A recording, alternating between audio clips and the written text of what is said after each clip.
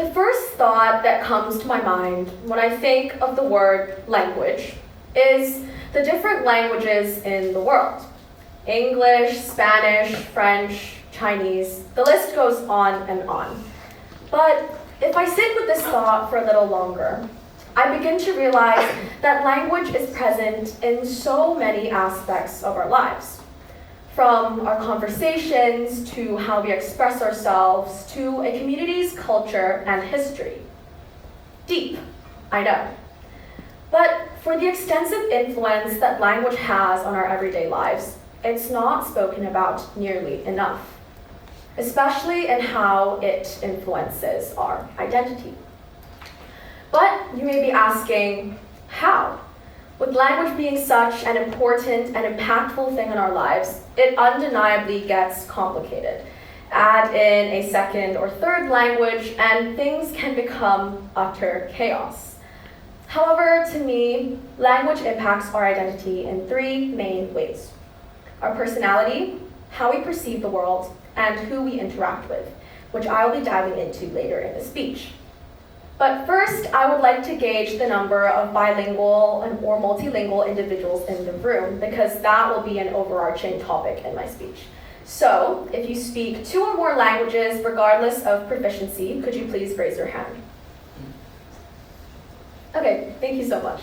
Google told me that the percentage of bilingual people globally was 43%, so this is definitely a surprise. Seeing as the vast majority of you in the room can relate to a bilingual or multilingual experience, I'd first like to talk about how language affects our personality. I'm sure many of you can relate to me when I talk about this weird change in personality that I have when speaking different languages. I speak English, Cantonese, Chinese, and very broken Spanish, so this change definitely affects me too. When I speak in English, I'm a lot more confident and collected, whereas in Cantonese, I'm more reserved. But in Spanish, I'm a lot chirpier and perkier, because if not, I might fail my oral exams, but that's besides the point. From this, I decided to expand my pool of research beyond myself and ask my sister, a self-proclaimed multilingualist, if she too felt this weird change in personality. And she said yes. Like me, she's a lot more direct and confident in English and responsible in Cantonese, but structured and proper in German. And while the list goes on and on, I'll spare you the bore. From our conversation, it became clear that different languages brought on different facets of ourselves. But why is this so? My first thought was that because we use different languages in different stages of our lives, we adopt different personalities as a result. For example, my sister, who is the older sibling in our Cantonese household, naturally developed a more mature and responsible personality as she grew up, which has stuck with her even now 10,000 kilometers away from home.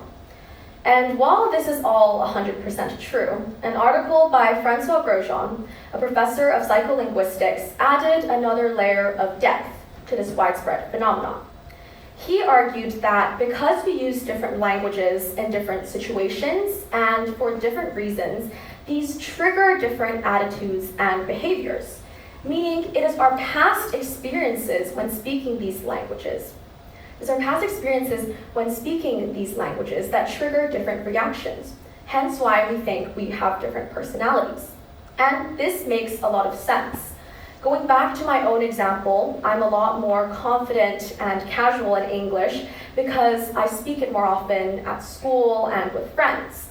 But I'm a lot more reserved in Cantonese because I have fewer opportunities to speak it. And even when I do speak it in family events, you can often find me sitting quietly in a corner, because what can a 16-year-old add to adult conversation about rent prices and the job market and things like that? Nothing, exactly. So there's no wonder why every single one of us is so different when speaking even the same language, because language learning is a different process for everyone. Expanding from the scope of a more internal effect, I'd now like to talk about how language might affect the way we perceive the world. I'll be honest, at first I wasn't really sure how language might affect our perception of the world, but after some research, I found the idea of linguistic relativity. Linguistic relativity suggests that the languages we learn and use impact the way we view the world. Things like masculine and feminine endings, how time is presented, etc., all influence us, even if we don't realize it. Today, I'll be focusing on masculine and feminine endings because even though I cringe every single time I make a masculine noun feminine and vice versa in Spanish, the effect of these endings is actually quite interesting. In the Stanford study, Sex, Syntax, and Semantics, German speakers and Spanish speakers were asked to describe a key in their respective languages. The German speakers described the key as hard, jagged, and other more masculine adjectives, whereas the Spanish speakers described the key as intricate, lovely, and more feminine adjectives. And while this contrast is quite shocking, it all boils down to the gendered nouns, because the German word for key, Schlüssel, is a masculine noun, whereas Llave in Spanish is a feminine noun. Hence why German speakers have adopted a more masculine perception of a key, whereas Spanish speakers have adopted a more feminine one. It's really interesting to see how these little quirks in languages that are often overlooked, or in my case, pushed aside for being annoying, actually have such an impact on how one can view certain objects, and hence influence their worldview. Aside from worldview, language not only impacts the way we think, but also who we interact with. I feel like I would subconsciously gravitate towards people who spoke the same languages as me, not because I'm prejudiced against other languages, but because it was what felt comfortable. When I was in the UK for a few weeks and absolutely petrified, I found myself chatting up a storm with this other Chinese girl. And our conversation went along the lines of, wait, are you from Hong Kong? Do you speak Cantonese? And the rest of our conversation flowed in a hybrid of English and Cantonese as we talked about childhood nostalgia, favorite snacks, school, and so much more. The thing about language is that it's a gateway to cultures and traditions, which are often things that we find comforting and familiar, especially in new and daunting environments. To give another example, I have the 2000s hit Mean Girls to back me. In Mean Girls, there are cliques, most notably the cool Asians.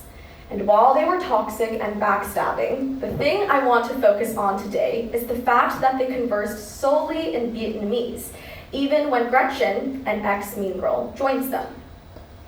This just goes to show how important language is in the bonds and relationships that we make with others, as seen by how these girls found each other in the seemingly treacherous world of a 2000s high school. So, for the overall impact that language has on our identities, it's not spoken about nearly enough. It's not spoken about nearly enough. Especially in bilingual and multilingual people, the contrasts between and within individuals all points towards the peculiar existence of language. R.F. Kuang, the author of Babel, puts it best when she said, "Languages aren't just made of words. They're modes of looking at the world. They're keys to civilization." Whether we like it or not, language holds an immense importance to who we are as members of humanity, which is why I hope we can embrace the strong connection between us and the languages we speak to further understand ourselves. Thank you.